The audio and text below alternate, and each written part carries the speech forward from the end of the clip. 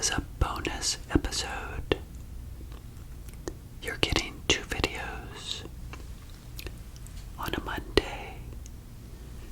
Today is Monday, September 30th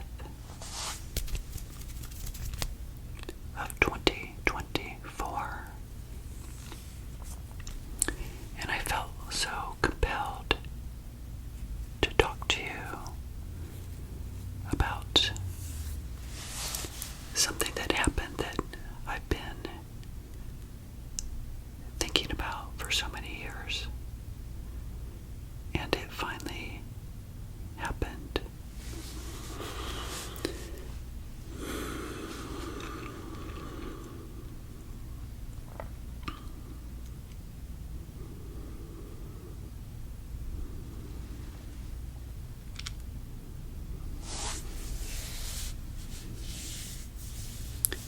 I don't mean to be so dramatic at the moment, but I just feel like I need to be, and I hope you find it relaxing as well.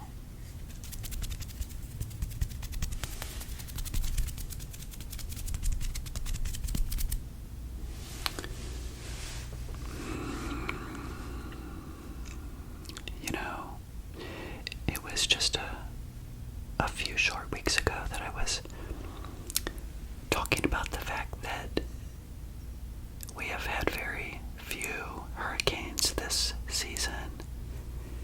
And I'm sure you saw on the news that the west coast of Florida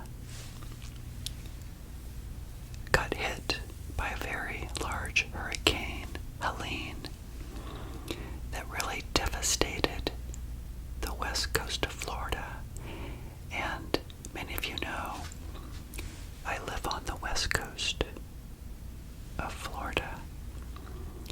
And in fact, I have an episode coming up this week where I'm pretty sure I say something to the effect of,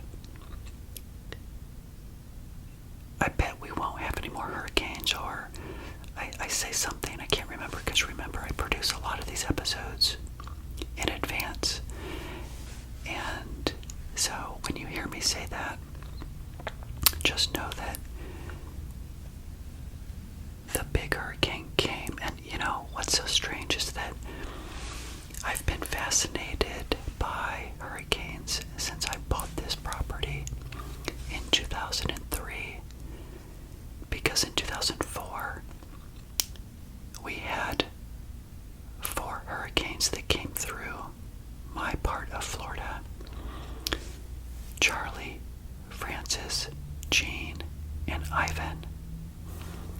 And it was ever since then, all these years, that I have been waiting for a hurricane that could produce the amount of surge, the flood water, that could potentially ruin my property to the point where I would have to rebuild the interior, like rip out all the floors, get new furniture, and just experience that horrific event.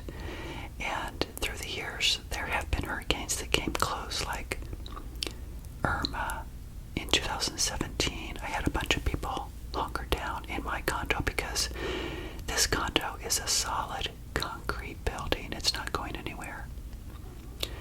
And when I was talking to some of my friends, we said, well, why don't we go over to Scott's house? And we didn't want to do that because it was a wood frame.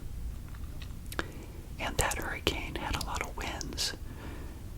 And so we chose to stay here. And I remember we were up all night looking out my patio to see if the floodwaters would come in. Because what happens as these hurricanes travel north from the Gulf of Mexico, that come up through the Caribbean, they're in a counterclockwise rotation.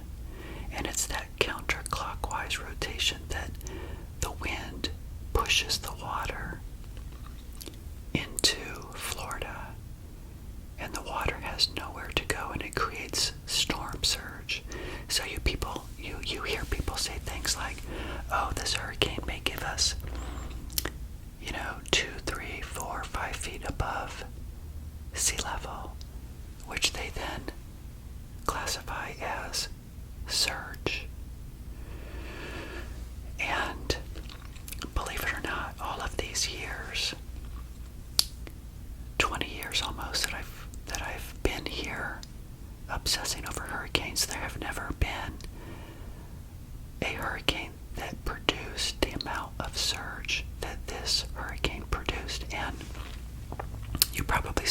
knows that the reason why this hurricane produced so much water onto the land is the fact that it was low tide.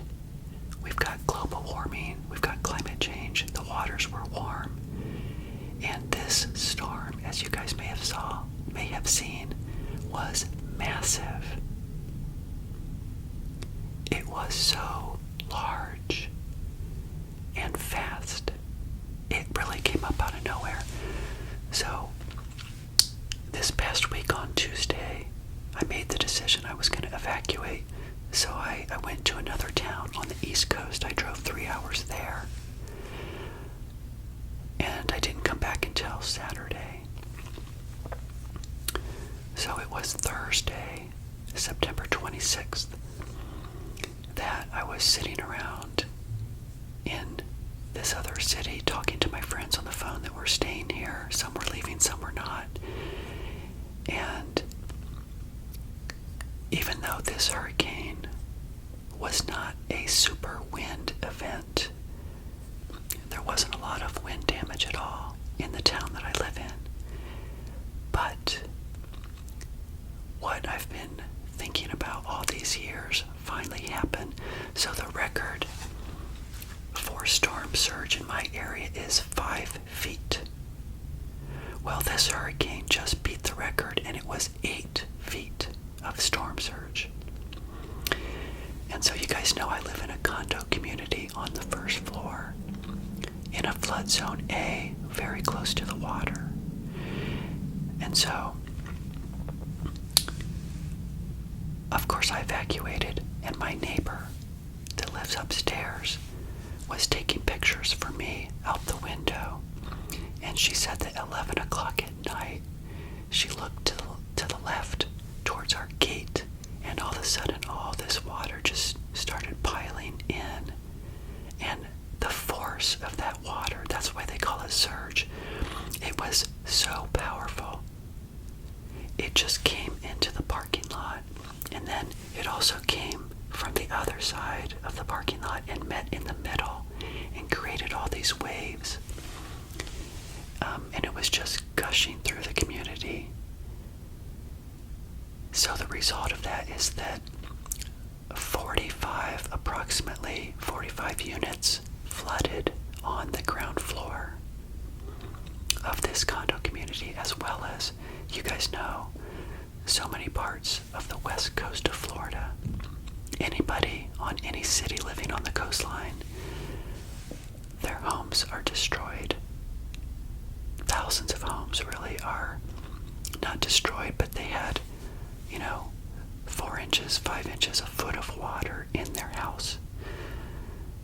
So,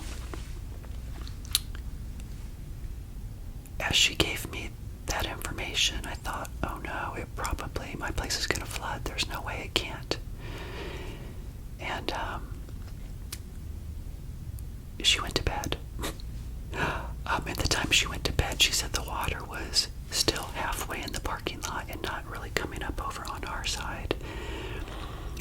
And I didn't find out until the very next morning that she said, I don't think that our building that she's in upstairs, got flooded. So I got home. I drove home on Saturday, and I actually pulled in the parking lot at the same time that our association president pulled in the parking lot because she had evacuated as well. And she looked at me from across the parking lot. She said, did you flood? I said, I don't know. I haven't been in my unit yet. So I opened up my door, and sure enough, I got no water damage. But then she and I walked around our community and discovered that every ground floor unit in this community flooded. 45 or so units were submerged with like 6 to 8 inches of water that just came in from the patio. And even if they had sandbags there, that water barreled right through the sandbags. It was so strong, it just knocked it over. So the people that stayed here told me that they were just taking buckets and pouring it down their drain. Buckets pouring it down their drain. And you guys may know if flood water comes into contact with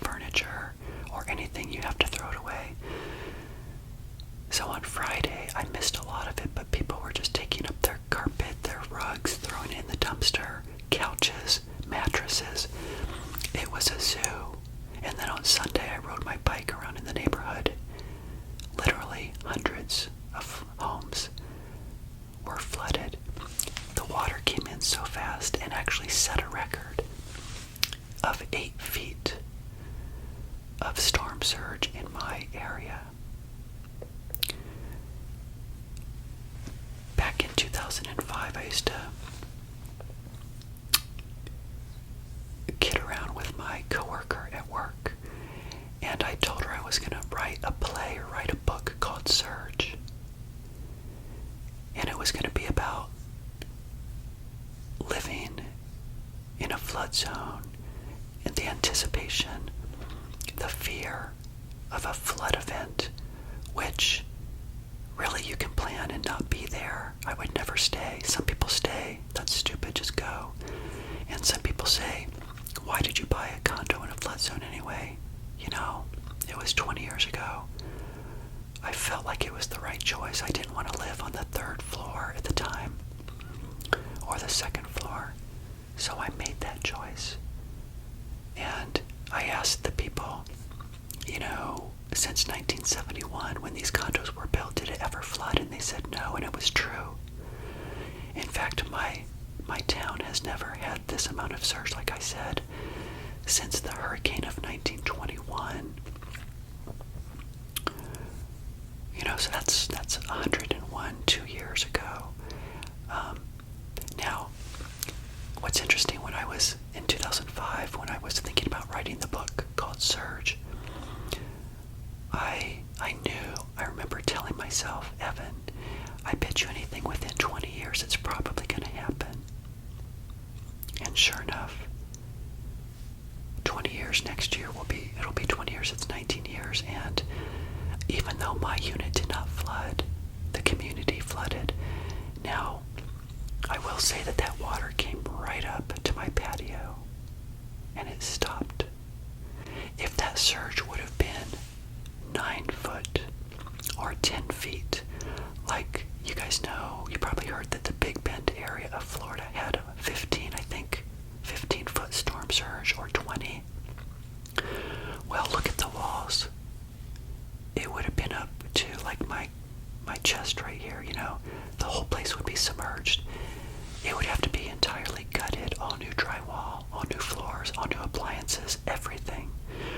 The people that suffered the water that I'm talking about from this surge event, our washer and dryers are on the patio, and so they said their motors got all burned out.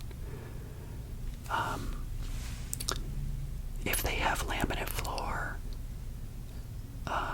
they'd have to replace all of that, and then, like I said, their furniture, but maybe not the drywall. One guy told me that lives right across the way, his place flooded. In fact, funny story, his name is Wally. He's an older guy, and I ran into him in the dumpster Wednesday morning when I was evacuating super early. It was like 6:30 in the morning, and I was all like keyed up on caffeine, you know. And I said, Wally, do you think we're gonna flood? He's like, no, it's never happened. It's not gonna happen. And I said, well, I'm gonna go try to run and get sandbags, which I did try to do, but the line was really long. And he said, well, I've got sandbags in my place, but, you know, just go evacuate. I'm going to stay here, he said. And so when I pulled up and I saw my association president on Saturday, Wally came out, and I was like, Wally, did you flood? He goes, yes. I was like, oh my gosh. And he said, he's the one that told us that the water was so strong that even if you had sandbags, it still barreled right through. Now, he's got tile floors, so he said the water did not get to the drywall, just to the baseboards, and so he doesn't think he has to replace that, but I don't know. I would probably end up replacing the flooring anyway. And so, as I think about wrapping up this special bonus episode, I just wanted to pop in and share with you guys what happened. It's almost like I go through the surge of emotions every hurricane. Like I was just talking to you about Hurricane Debbie 3 or 4 weeks ago.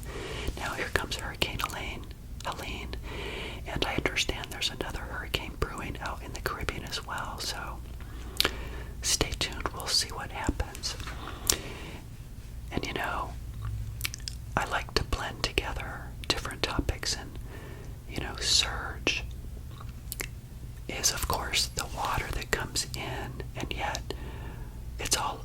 an emotional surging of feelings that you get as a result of that. And I like to anchor it to finance as well. I'll probably write a book someday called Surge,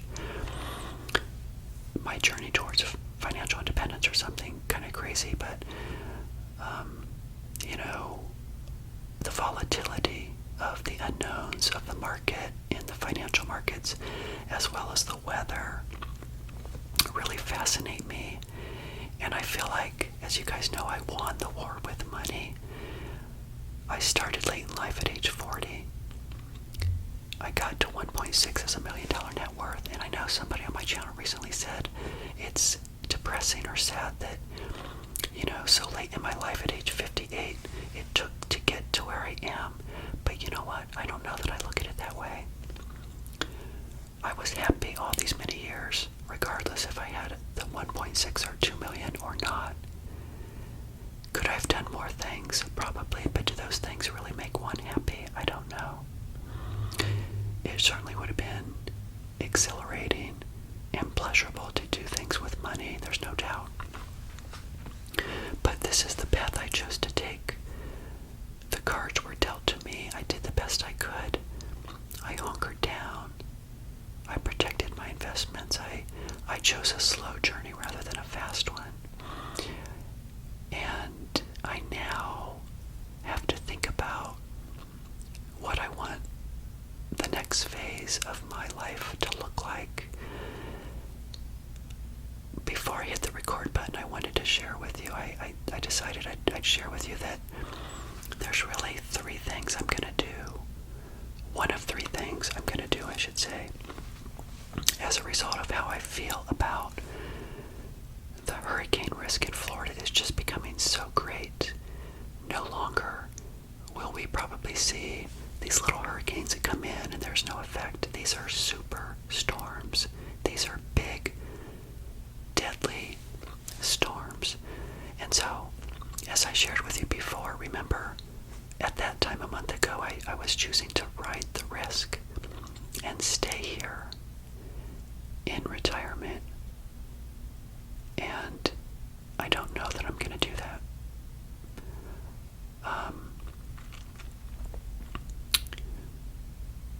It certainly is interesting that, you know, I do have a lot of money set aside so I can ride that risk for, you know, the 5 years I'm going to be using my short-term reserves. And then if it happens, I move out and then I gut the place and I redo it. Because I won't be working, there won't be that much of an inconvenience. So I may just stay put. The other thing I could do is sell it now while the selling is potentially good. I don't know that I'd make a lot of money on it. There's a unit by the pool on the 3rd floor that I'm looking at, but the air conditioning system is old, so it would cost $8,000 or something to do a new AC. So you guys know that I did a lot of work on this condo over the past 3 years. I got the new AC, the hot water heater, all these things I did to update it. So I don't have to worry about that. If I buy a new place, then you have additional expenses that I wasn't really planning for. Plus, I would sell this at, you know, I could probably sell this for $180, buy the other one for $200. But then, you know, nobody's buying in Florida right now until the rates continue to go down, especially condos, with the assessments that we are. You know, you guys know, for me, I had to pay $10,000 in an assessment this year just for my unit. I don't think there will be one next year, I'm not sure. And then the other choice would be to sell and move up north to a town or a city in Ohio where I grew up.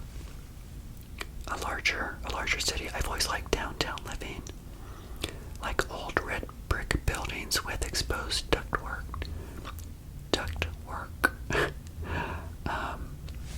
high ceilings, red brick, downtown living.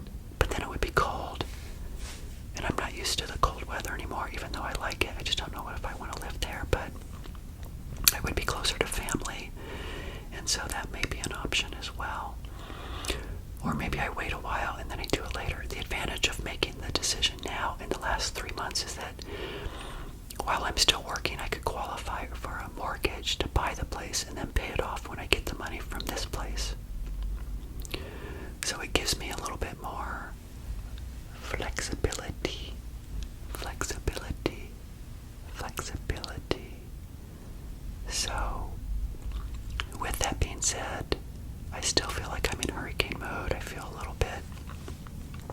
A little strange, a little surreal.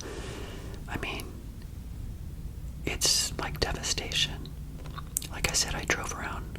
Did I tell you I rode around on my bike on Sunday morning for like an hour? House after house after house, mattresses pulled out, furniture in their yard. People in my community had their clothing and stuff over the fence, and it's just like it's a total mess. Our pool is full of bay water. You know, there's brown stuff everywhere from the floodwaters of the bay. Really, really bad. I don't want to downplay it. It's pretty bad. So, it's going to take a while. Even though, again, this was not a wind event, water is very unforgiving. You get it in your house, and it can be a mess. So, with that, everybody, I have a lot of thinking to do over the next month. So please leave comments for me.